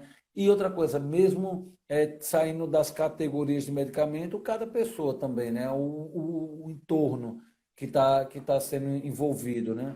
Então, assim, isso vai depender muito de cada caso. O que eu sim posso te dizer é que é exatamente isso, né?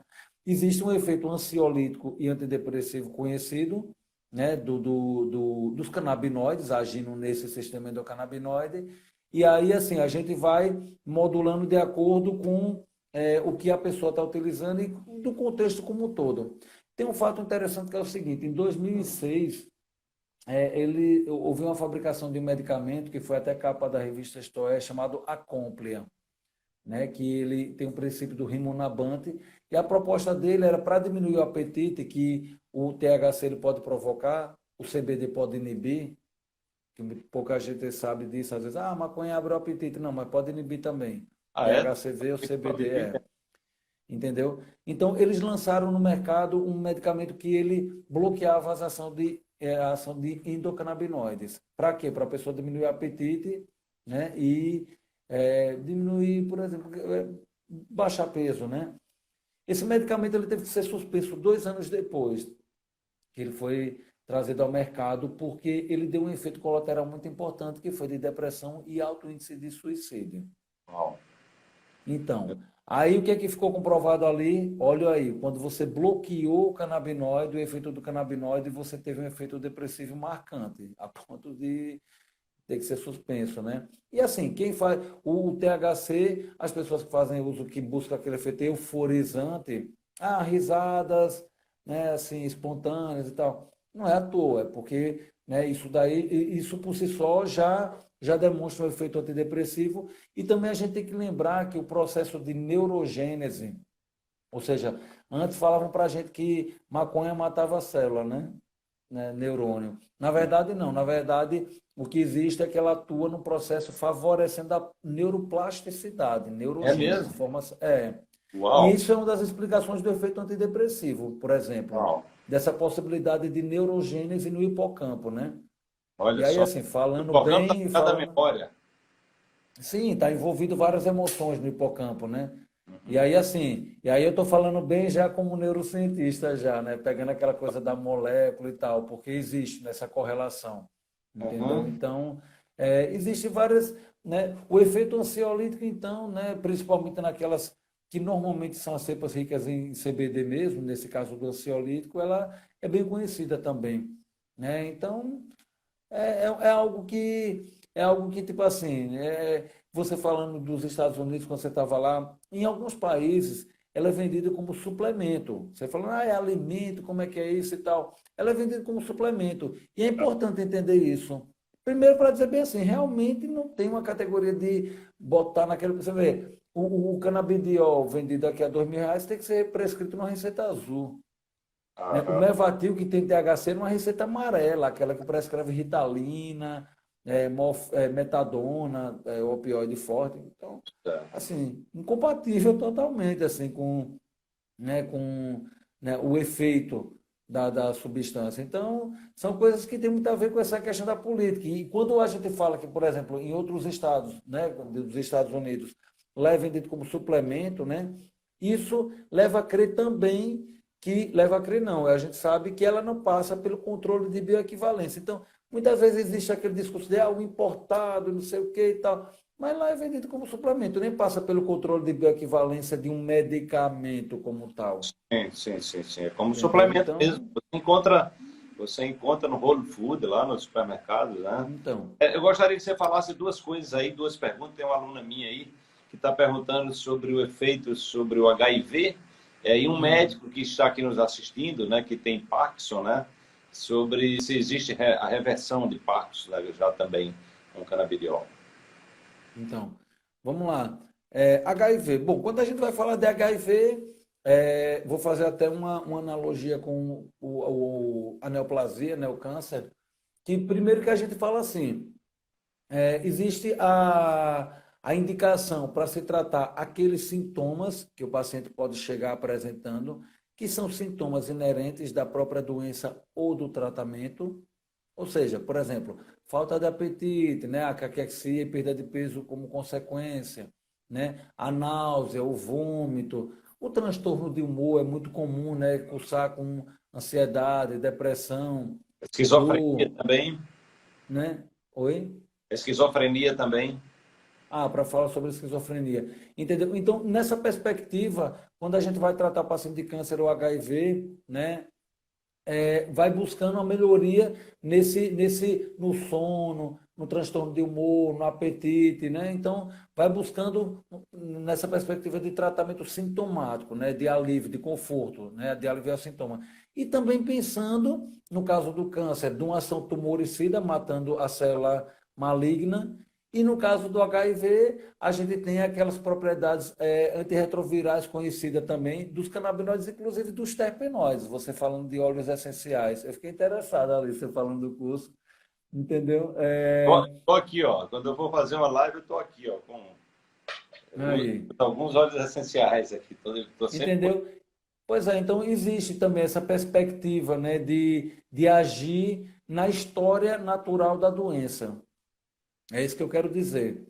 Né? Por exemplo, isso acontece também com doença autoimune. Você tem o benefício de tratar os sintomas inerentes da doença autoimune, que pode aparecer dores articulares, né? Que a cartilagem é um tecido que é muito agredido normalmente. Como você também, ou seja, é como se fosse um tratamento durante a crise e intercrise. Porque como ela é imunomoduladora, ela também evita que o paciente entre na crise álgica, na crise de dor.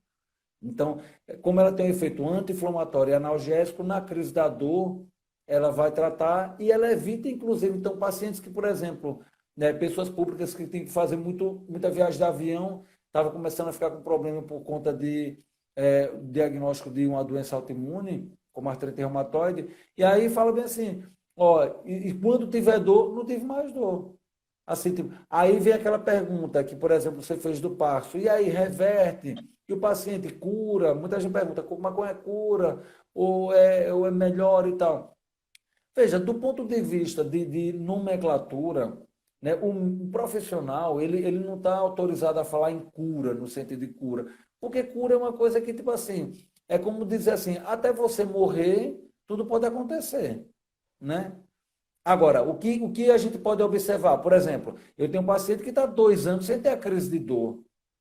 Aí vamos supor, se em no momento em que uma determinada pessoa vem ao seu momento, né, do óbito, se de quando ela começou a se tratar, ela não apresenta mais o sintoma, a partir dali eu posso dizer, bom, curou, né, porque não teve mais, né? Agora sim, enquanto em vida tiver, não. No caso do Parkinson, no caso de Alzheimer, que são doenças que ela tem essa natureza degenerativa, né? Nisso consiste a patologia.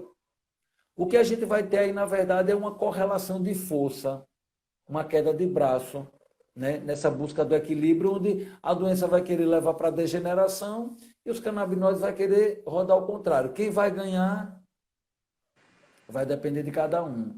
Por isso que tem pacientes que têm melhoras extraordinárias, assim, entendeu? Paciente que chega catatônico numa cadeira de roda, assim, com Alzheimer, e depois, assim, de 2 meses, a pessoa, eu estou falando no caso de um paciente específico, né? Desce do prédio para caminhar, cumprimenta os porteiros pelo nome e fala que vai fazer caminhada na praia. Legal, que legal. Então, tipo assim, aí o pessoal fala, "É milagre", todo mundo começa a chorar, o prédio vai se consultar para dizer, "Ei, como é que é isso aí, entendeu?" Então, É, cada pessoa tem seu sistema endocannabinoide, na verdade, a cannabis, essa terapia canábica, ela coloca um holoforte em algo que já é, e você sabe muito bem disso. A coisa da personalização, do tratamento personalizado. Não sim, existe doença, existe o doente, assim, que não é nem um termo que seria mais adequado, mas assim, em você, a gripe em você é de um jeito, em mim é de outro jeito. Então, a terapia canabinoide, ela coloca um holoforte nisso, e aí, dessa forma, a gente tem que ser honesto e dizer, vamos lá, cada pessoa vai responder de um jeito, não é uma bala de prata, né? A gente está claro. dizendo que vai... Agora, as possibilidades são inúmeras, porque se você tem 3.500 cepas, mais, entendeu? Claro que ninguém fica testando no escuro, mas a possibilidade de você obter uma resposta em algum dos seus sintomas utilizando alguma dessas cepas, ela é muito grande. Inclusive, Claro.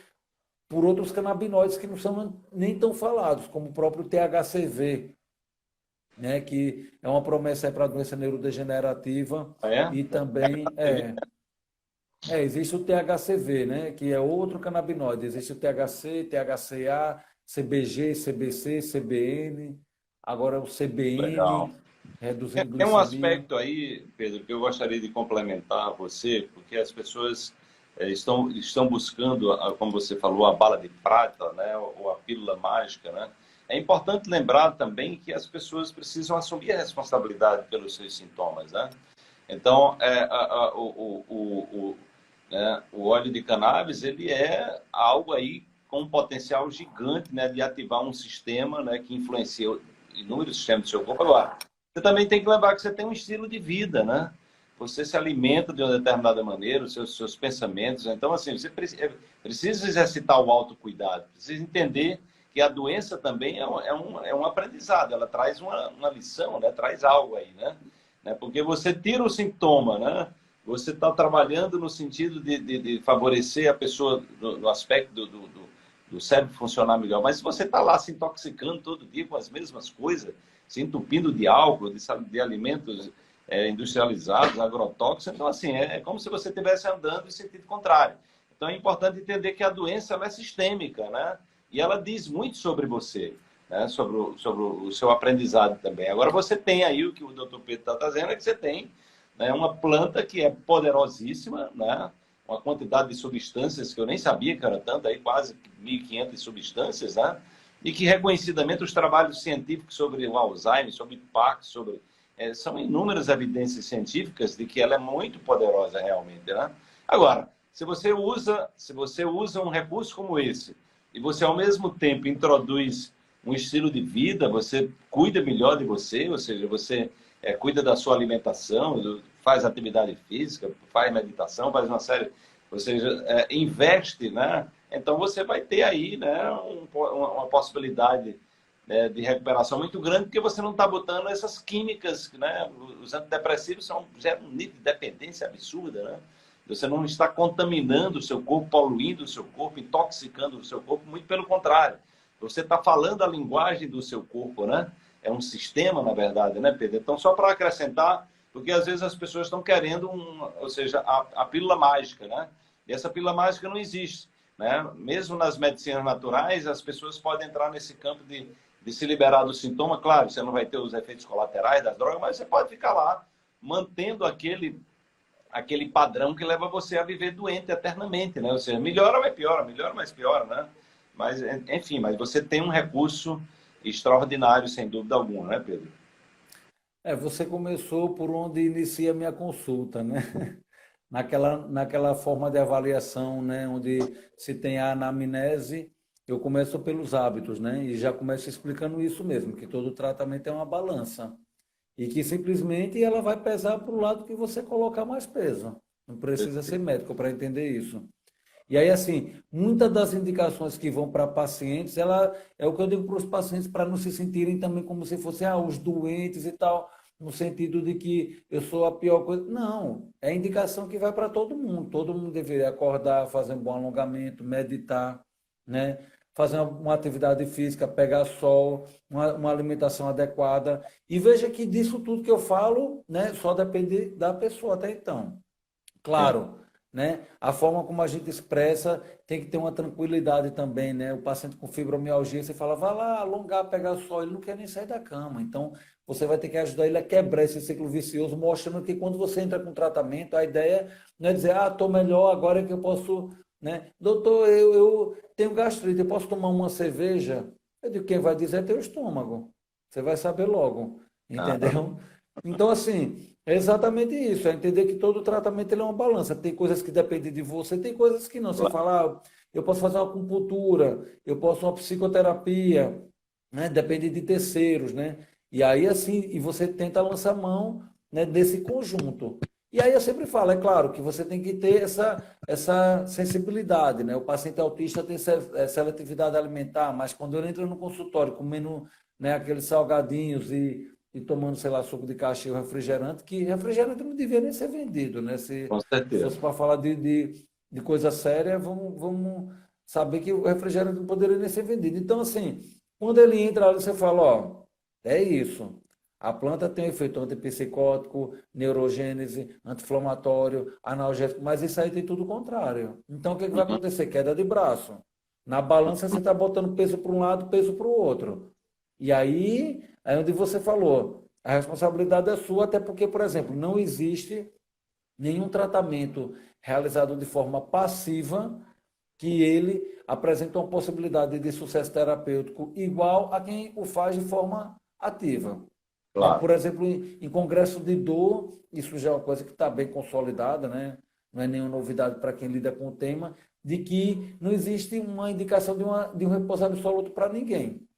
O paciente de dor, você vai criar as condições, vai adequar para saber o que é, mas você vai ter que botar ele numa atividade. O paciente de Parkinson, por exemplo, andar em bicicleta, que eles conseguem, né, mesmo tendo uma discinesia comprometida, que comprometa muito, né, melhora muito. Né, nesse sentido, está colocando na balança algo que você está indo contra o ciclo que leva à sua degeneração. Mais um Uhum. elemento para colocar na balança. O paciente ele passa por mim, eu falo de várias coisas. Neurofeedback, tratamento de bruxismo, que claro, você tem que tratar o problema de base, a ansiedade e outras coisas. Mas do bruxismo propriamente dito é neurofeedback que eu conheço, que a gente aplica em laboratório de neurofisiologia. Então, não é porque é o extrato da cannabis. Né? A acupuntura trabalha com essa perspectiva de modulação, é a medicina tradicional chinesa, trazendo a relação da gente como um todo, que assim, não tem que acreditar ou não acreditar, é uma questão que já está posta, entendeu? Não é eu querer acreditar ou não, já está posta. As fases da Lua não influenciam nas crises epilépticas, Aham. entendeu? Uhum. Então, e é difícil entender isso? Não, nós somos, né, 50, 70 ou 90% de água, dependendo da faixa etária. Então, isso é bem Claro. importante estar falando sim, para o paciente sentir. E aquele paciente que decide pelo autocultivo, para depois buscar essa, essa prática pela forma da lei, também estabelece o que a gente chama de biodinâmica. Acredite, tem pessoas que começam, tem um, né, o Pedro lá da Abracannabis, ele fala, tem pacientes que eles melhoram antes de fazer uso do óleo já plantando. Claro que a maioria primeiro adquire o óleo, Olha só, né? Não espera fantástico. plantar para colher. Mas o ideal é que a Já pessoa que entra no adquire o campo, óleo entra no campo e quântico ali da planta. exato, Incrível. bem isso. Ô Pedro, tem aqui a Ivani, ela já fez uma pergunta mais uma vez, ela queria saber se é bom para crianças com paralisia cerebral, com reações involuntárias e espasmos. Aham.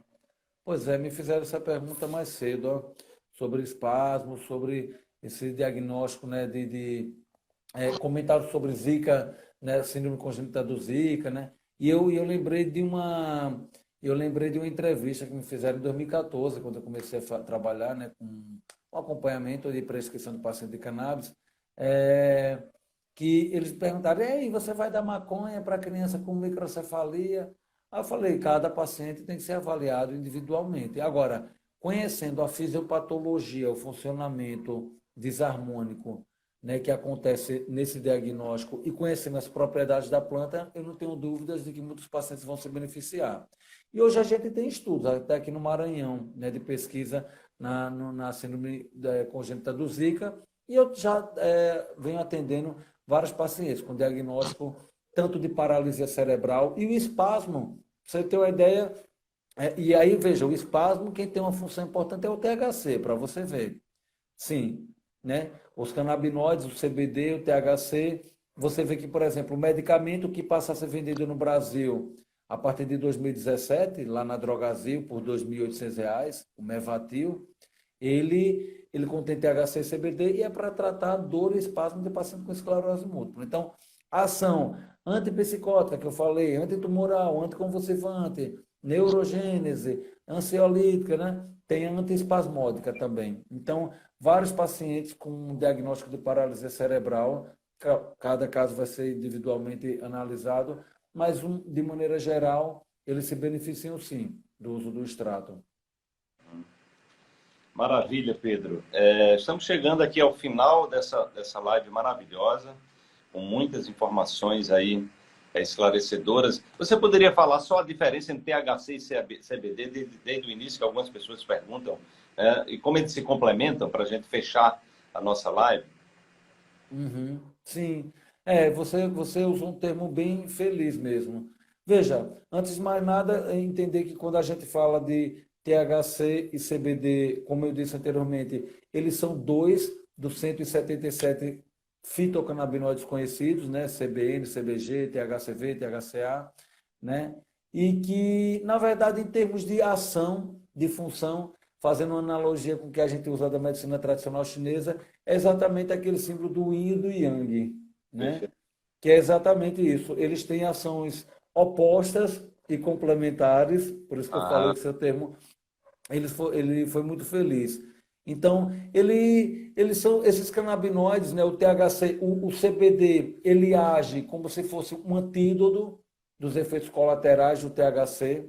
E aí, assim, você até tinha me perguntado da esquizofrenia e eu não, né, passou batido. você pode aproveitar e falar também, né, esquizofrenia. Pronto. Até porque a esquizofrenia é um tema bem polêmico, né? Porque muita gente fala, se regulamentar a cannabis, o Brasil vai virar uma fábrica de esquizofrênico, porque a maconha causa esquizofrenia. Nessa afirmação, né, se for de alguém que tem uma qualificação profissional da área, ela é no mínimo maldosa, senão ela pode ser inocente. Mas o fato é que é o seguinte, a esquizofrenia, o paciente esquizofrênico, ele nasce com a predisposição. E aí existem fatores na vida desencadeantes, que isso já está bem comprovado que são fatores estressantes. Um divórcio dos pais, o próprio divórcio, uma mudança de cidade, um uso abusivo de álcool, de outra substância, inclusive da maconha. Só que quando você coloca nesse patamar de que se você regulamentar, você vai ter uma fábrica de esquizofrênico, você na verdade está fazendo um pensamento ao contrário.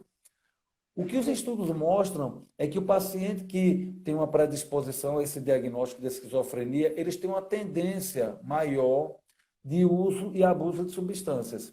Se a gente tivesse uma política regulamentada, essa pessoa ela poderia chegar, que é o que acontece quando ele chega ao consultório, o que eu faço com esses pacientes? Ele fala, eu uso, e aí eu desencadeio, e aí eu pioro e tal. O que você tem que mostrar para eles? Você tem que usar o correto.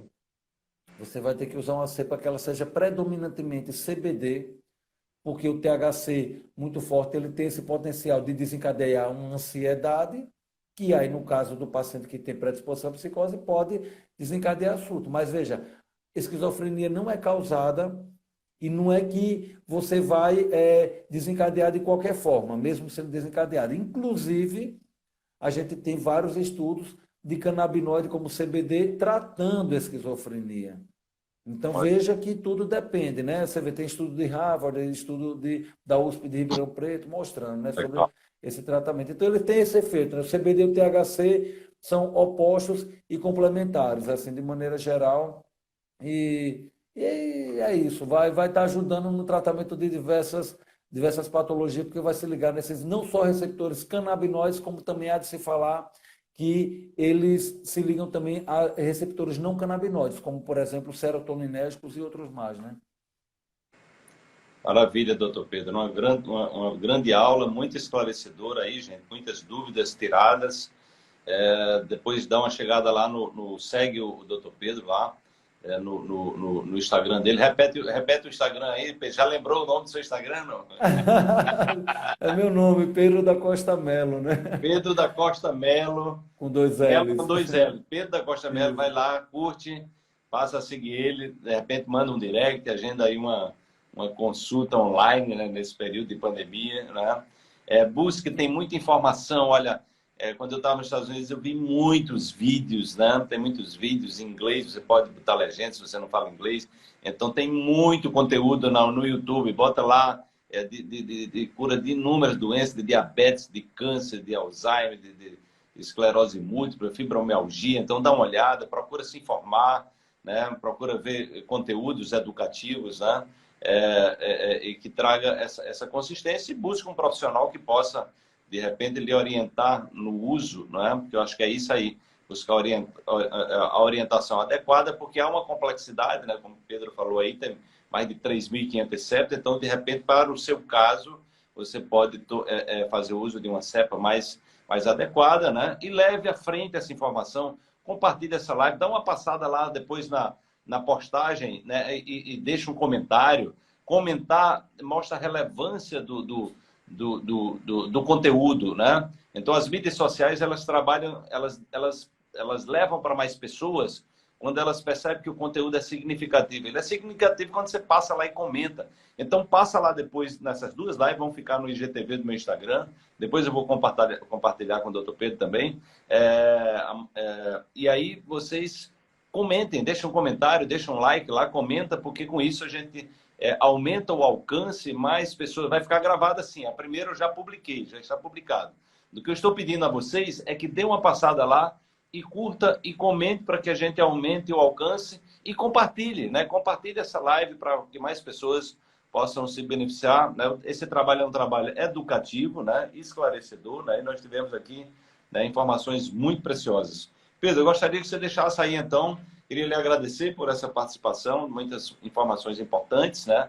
Trouxe aí esclarecimento para vários aspectos aí do uso dessa planta, né, extraordinária. Que as pessoas possam se desvencilhar de preconceitos, né? Entender esse jogo da indústria da doença, né? Que nunca quis que os medicamentos naturais estivessem na ordem do dia, porque não podem ser patenteados, né? Eles trabalham com outra lógica, na verdade. Nós estamos trabalhando, né, dentro da perspectiva de diminuir a agressividade ao corpo, mas lembrando que também a doença é um aprendizado, faz parte do seu estilo de vida. Normalmente, quando eu trabalho com as pessoas que estão em busca de transformação, de curas naturais, eu pergunto qual é a sua disposição de mudar os hábitos que fazem você adoecer. Porque as pessoas estão querendo uma pílula mágica, né? Então, assim, não é esse o caminho. Isso é um recurso extraordinário agora. Qual é a sua disposição de investir numa qualidade de vida melhor, entendeu? Entender as causas do que você está adoecendo. Então, isso é o que ele falou do peso na balança. Não, eu quero continuar tomando lá uma grade de cerveja por semana e eu quero um negócio que me mantenha, né, fazendo isso. Não dá, né? Não dá. Então, você precisa entender que tem hábitos que são contraproducentes, eles vão de encontro àquilo que você está buscando, né? Então, não é ficar buscando uma pílula mágica, alguma coisa que vai lá atenuar os sintomas, né? E você não aprende a cuidar melhor de você. Então, busque esse equilíbrio, que aí você vai ter uma planta, esse óleo realmente é algo extraordinário, né? Mas tem a sua parte, você precisa fazer a sua parte, entenda bem isso. Pedro, eu gostaria que você deixasse então uma mensagem final aí para as pessoas que estão nos acompanhando até agora. Bom, primeiramente agradecer, né? Agradecer a você e a todas as pessoas que nos assistiram até agora e que vão assistir posteriormente. A ideia é essa mesmo de propagar, né? Tendo essas informações, aproveitar isso, questionar.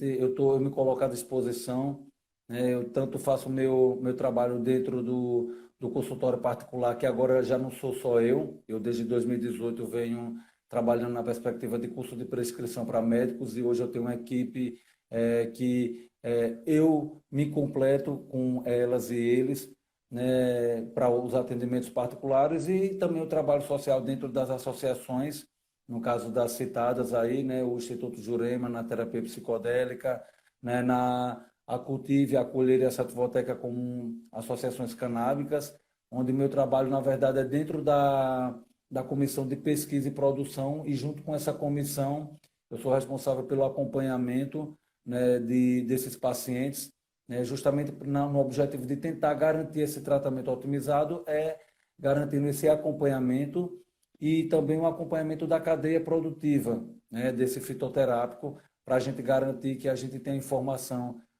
da forma como ele foi manipulado e chegado àquele estágio final, na forma de flor, na forma de óleo ou de qualquer outro derivado, para que o paciente saiba o que está usando e possa se aproximar cada vez mais desse tratamento que a gente pode chamar de tratamento ideal. Então, esse é meu trabalho, e também de estar divulgando, de estar propagando cada vez mais ferramentas, né? Junto, esse é o papel, né? Eu, assim como eu me sinto como médico, de ferramentas, exatamente isso que você estava trazendo, para que as pessoas possam tomar consciência e uma atitude para buscar essa melhoria na qualidade de vida como um todo. Então, eu agradeço e te parabenizo, né, por esse trabalho, porque realmente ele tem tudo a ver com aquilo que eu desempenho no meu dia a dia. Maravilha, Pedro. Muito obrigado mais uma vez. As pessoas que estão aí querendo saber de consulta, vai lá no Instagram do Pedro, manda um direct para ele e você fala com ele no privado. Pedro, quando voltar essas atividades da associação, eu lhe agradeço se você puder me informar. Eu gostaria de conhecer de perto, participar de uma reunião, as reuniões que forem abertas, né, para eu conhecer essa dinâmica também e apoiar Sim, também no que for possível. Tá bom? fico feliz, porque a Acolher está passando por um processo agora de cadastramento eletrônico, a gente consegue avançar bastante com essa nova medida. Vamos ter assembleia mês que vem, e aí uma mudança na estrutura, e já está caminhando de maneira bastante organizada para justamente aquela pessoa que acha que tem uma contribuição a dar, né, na forma de trabalho, na forma financeira, ou de se beneficiar, né, com essa terapia, para chegar lá e a gente tentar construir isso junto. Eu agradeço também o seu apoio. Legal, com certeza. Estamos aí para apoiar no que for possível. Tem aqui um comentário que eu achei interessante. A pílula mágica existe, Deus criou tudo, a água, o sol, o sono, o movimento, os alimentos, a natureza, cada um com sua consciência deve aproveitar. Eu costumo dizer para as pessoas, olha, a pílula mágica é você. Se você tiver autoconsciência, né, e buscar evoluir, buscar aprender, se autoconhecer, então nós somos a pílula mágica de nós mesmos, né?